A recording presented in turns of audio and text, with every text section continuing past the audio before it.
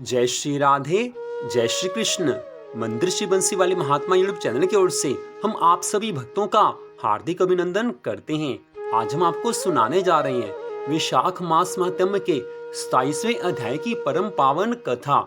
इससे पहले आप वैशाख मास के अध्याय 1 से लेकर अध्याय 26 तक की कथा को हमारे चैनल पर सुन चुके हैं, जिसका लिंक इस वीडियो के डिस्क्रिप्शन में हमने दिया हुआ है।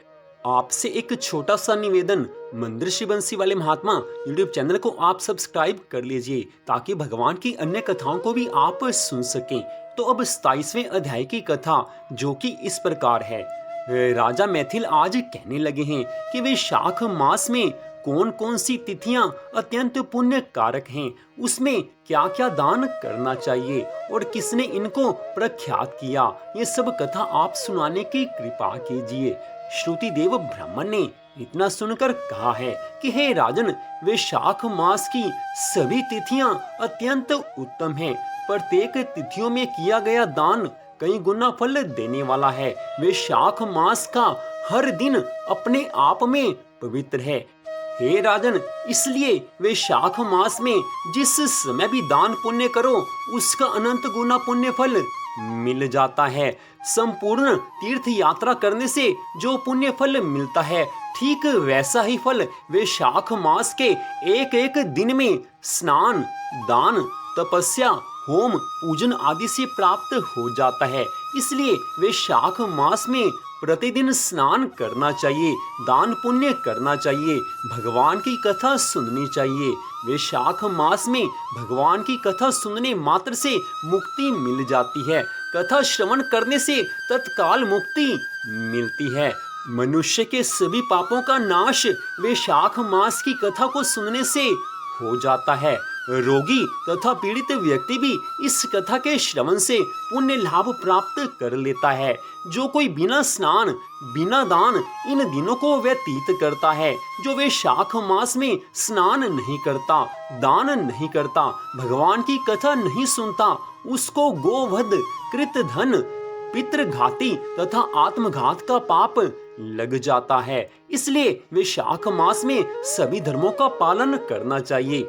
जल स्वाधीन है, शरीर भी स्वाधीन है, अर्थात जल सब जगह मिल जाता है और शरीर अपने अधीन है। इसलिए वैशाख मास में स्नान करने से संकोच क्यों किया जाए। वैशाख मास तो भगवान की कृपा से मिला हुआ पावन समय है कि जिस समय में हम भगवान की भक्ति करके भगवान को प्रसन्न कर सकते हैं और अपने पहले के सभी पाप कर्मों का नाश कर सकते हैं।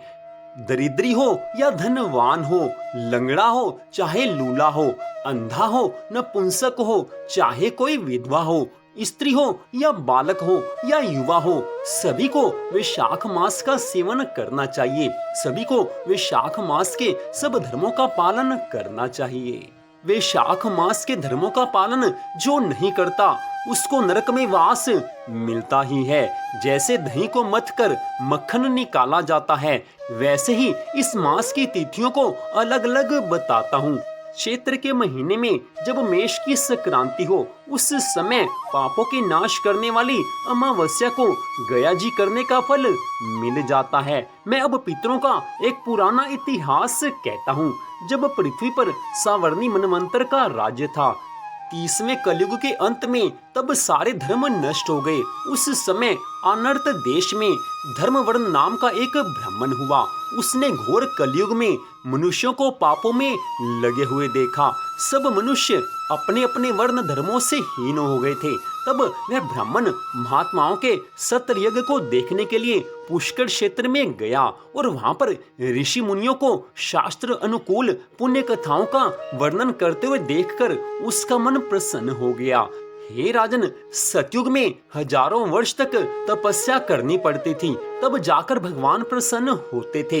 वहीं त्रेता युग में भगवान के लिए यज्ञ करने पड़ते थे, तब जाकर भगवान प्रसन्न होते थे। और द्वापर युग में भगवान के मंदिर में 9 बार जाना पड़ता था। प्रतिदिन जो 9 बार भगवान के मंदिर में दर्शन करने जाता था, उससे भगवान प्रसन्न होते थे। लेकिन इस कलयुग में भगवान को थोड़ा सा भी स्मरण करने मात्र से अनंत गुना पुण्य फल मिल जाता है। इस कलयुग में जो मनुष्य सच्ची श्रद्धा भावना के साथ केवल भगवान के नाम का जाप भी करते हैं, भगवान के नाम का स्मरण करते हैं, उन पर भगवान की कृपा होती है। और वहीं वैशाख मास में जो भगवान के मंगलमय नामों का जाप करता है, उसके ऊपर तो प्रभु की अनंत कृपा होती है। हे राजन, कलयुग में थोड़ा सा पुण्य कर्म भी बहुत अधिक फल दे देता है। जो दया, पुण्य, दान, धर्म आदि कुछ भी नहीं कर सकते, उनके लिए केवल एक भगवान के नाम का उच्चारण ही उत्तम है। क्योंकि कलयुग में भगवान के नाम का स्मरण, भगवान के नाम का जाप और भगवान के नाम का संकीर्तन बहुत ज्यादा पुण्य फल देने वाला है। कलयुग का धर्म हरि नाम संकीर्तन ही है। इसलिए कलयुग में भगवान के मंगलमय नामों के जाप से बढ़कर कोई धर्म नहीं है। और वहीं वैशाख मास में जो भगवान के नामों का जाप करे, उसका तो जीवन संवर जाता है। जो अकाल में दान पुण्य करते हैं, वे सीधा वैकुंठ धाम को जाते हैं। उस समय जब धर्म वर्ण ब्राह्मण सब महात्माओं से ये कथा सुन रहा था, ठीक उसी समय देवऋषि नारद जी वहां पर आकर उन्मत्त की तरह नाचने और गाने लगे हैं। उस समय वहां पर उपस्थित सब लोगों ने देवऋषि नारद जी से पूछा है कि हे देवऋषि नारद जी, इस तरह हंसने और नाचने का क्या कारण है? ये अब आप कृपा करके हमें बताइए। उस समय देवऋषि नारद जी ने उसी अवस्था में उत्तर दिया कि निस्संदेह कलयुग प्रशंसनीय है, क्योंकि श्री केशव भगवान केवल स्मरण मात्र से ही इस कलयुग में प्रसन्न हो जाते हैं। तब भी मैं तुमसे कहता हूँ कि कलयुग में मन और इंद्रियों को वश में करना कठिन है। जिसने इन दोनों को वश में कर लिया, वह साक्षात भगवान के धाम में चले जाते हैं। अतः इस कलयुग के आगमन पर तुम्हारा यहाँ ठहरना उचित नहीं है। सो पाखंड में भूमि को त्याग कर अन्यत्र कहीं जाकर विचरना चाहिए। क्योंकि यद्यपि कलयुग में सब गुण हैं, गुण ही गुण भरे हुए हैं, भगवान केवल नाम स्मरण करने मात्र से प्रसन्न हो जाते हैं। लेकिन कलयुग में मनुष्य भोग विलास के पीछे पड़ा रहता है। थोड़ा सा इंद्रिय की ओर उसका मन चला गया, उस समय उसका सारा ज्ञान जाता रहता है। इसलिए आप सब यहाँ से चले जाइए, ताकि आपका मन भगवान की भक्ति से विलग ना हो सके। उस समय देवऋषि नारद जी के इन वचनों को सुनकर और यज्ञ समाप्त करके सभी ऋषि मुनि अन्यत्र वहां से पर्वतों पर चले गए हैं। देवऋषि नारद और सब ऋषि मुनियों के इन वचनों को सुनकर धर्मवर्ण राजा भी उस समय नैष्ठिक ब्रह्मचार्य का व्रत धारण करके छाल के वस्त्र पहनकर कमंडलू हाथ में लिए हुए, जटा को बढ़ाए हुए तपस्या करने के लिए चले गए हैं। धर्मवर्ण राजा के मन में एक ही बात थी कि इस समय सारी प्रजा अधर्म में लगी हुई है, सभी पाप कर्म करने लगे हैं, सभी अत्याचार करने लगे हैं। मेरे समझाने पर भी मेरी प्रजा मेरा कहा नहीं मानती है। इस समय चाहे ब्राह्मण हो, चाहे सन्यासी हो, चाहे वो क्षत्रिय हो, वैश्य हो या शूद्र हो, सभी पाखंडी हो गए हैं। कोई भी अपने धर्म का पूरी तरह से पालन नहीं कर रहा। इसलिए मुझे यहाँ पर नहीं रहना चाहिए। यही विचार आज राजा धर्मवर्ण के मन में आया है और वो तपस्या करने के निमित्त वहां से चल पड़े हैं। इतनी कथा सुनाने के पश्चात श्रुति देव ब्राह्मण आज कहने लगे हैं कि हे राजन, इसलिए जैसा देवऋषि नारद जी ने कहा था ठीक वही सत्य है। इस कलयुग में मनुष्य धर्म में नहीं लगते। कलयुग के मनुष्य भगवान की आसानी से प्राप्ति कर सकते हैं, लेकिन भगवान की भक्ति नहीं करते। भगवान के मंगलमय नामों का जाप करना भी उनको असंभव लगता है। लेकिन जो मनुष्य इस घोर कली काल में भगवान की भक्ति करते हैं, भगवान के नामों का जाप करते हैं, विशेष समय आने पर भगवान का भजन पूजन करते हैं, उन पर भगवान की कृपा होती है। हे राजन, कलयुग में मनुष्य पाप कर्मों में लगे रहेंगे, ये बात भगवान जानते थे। इसलिए सब मनुष्यों पर कृपा करने के लिए भगवान ने ये वैशाख मास बनाया है, और इस वैशाख मास में जो धर्म का पालन करता है उसको भगवान मिल जाते हैं। मनुष्य सारा जन्म पाप कर्म करता रहे, लेकिन एक वैशाख मास में अगर वो पूरी तरह से धर्म कर्म का पालन कर ले तो भी भगवान उसके पहले के पापों को क्षमा कर देते हैं। इसलिए हे राजन, वैशाख मास आने पर कभी भी आलस्य नहीं करना चाहिए।